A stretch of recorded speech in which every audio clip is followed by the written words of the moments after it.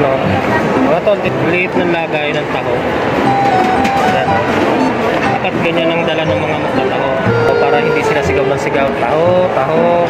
Kaya sigaw yung kasi nabibilitan. Ito, ayan o, tinan mo. Maliit lang. Diba? Ito. Maliit lang yung lagay ng taho. A few moments later. Mga tol, ang mahal pala nito. Yung dalawang to, 258. First time kong bumili ng taho na ganito kamahal. Bagay, ano na to eh, tawag dito, may flavor na to eh, level up na taho na to eh. Malamig siya oh, malamig. Ito malamig, itong taho mismo mainit. Yan. 258 pesos na yung dalawa na yan. Ganun siya kamura. Kala ko mga 60 lang yung mga ganun. Panis. Titikman natin yan. So yan mga tol. Binutas na niya yung kanya.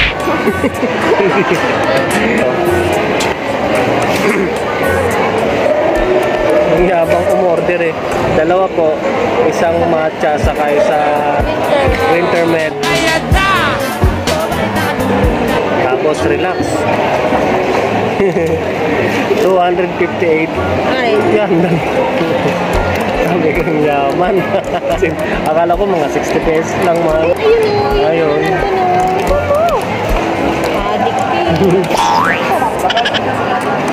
Masarap yung ano. Ano yan? Anong flavor yan? Winter melon. Again. Hi vlog. Welcome to my vlog. Parang milky lang pero taho yung ganun lang siya. First time kong bumili yung taho. Pagka may nilalala ko doon sa tapat ng bahay nyo, ganito kalaki, 20 pesos, 30 pesos lang.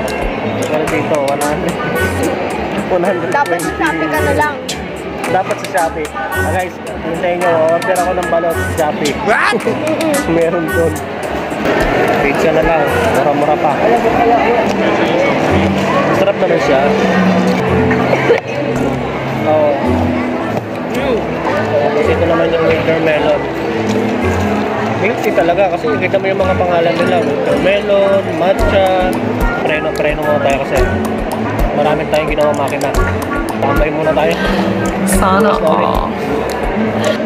Bukas baka may tatawag ulit magpapahula ng makina. Baka ikaw gusto mo magpahula ng makina. Hulaan ko yung makina mo. Tapos ano, tatawasin ko yun. Nakikita ko doon matanda. Nakatapak ng gano'n. Tapos may puno sa likod ng bahay. Tinawas.